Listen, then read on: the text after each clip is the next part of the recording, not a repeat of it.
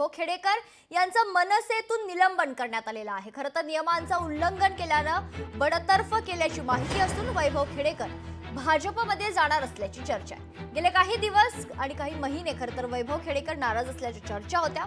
शिवसेना, शिंदे किंवा भाजपमध्ये ते प्रवेश करतील अशी शक्यता आता व्यक्त केली जाते।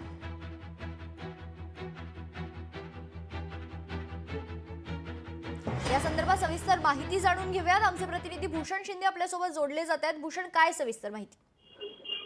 नक्कीच मेघना, एकंदर मनसे अध्यक्ष राज ठाकरे यांनी एकंदर मनसे पक्षांतर्गत मोठी कारवाई करताना पाहायला मिळाली आहे।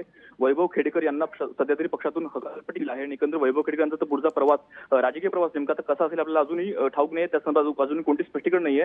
मात्र यापूर्वीही मनसेच्या पक्षांतर्गत अनेक बैठका झाल्या, त्यावेळी सुद्धा मनसे अध्यक्ष राज ठाकरे यांनी अनेक वेळा सूचना दिल्या होत्या की जे अकार्यक्षम नेते किंवा पदाधिकारी असतील त्यांच्यावर कारवाई केलेली, अशा प्रकारे आपल्याला कारवाई केलेली किंवा होताना पाहायला मिळतं। आणि एकंदर या संदर्भात सध्या वैभव खेडेकर यांना निलंबित बडतर्फ केलं आहे। मेघना, निश्चित धन्यवाद भूषण, आपण दिलेल्या सविस्तर माहितीसाठी।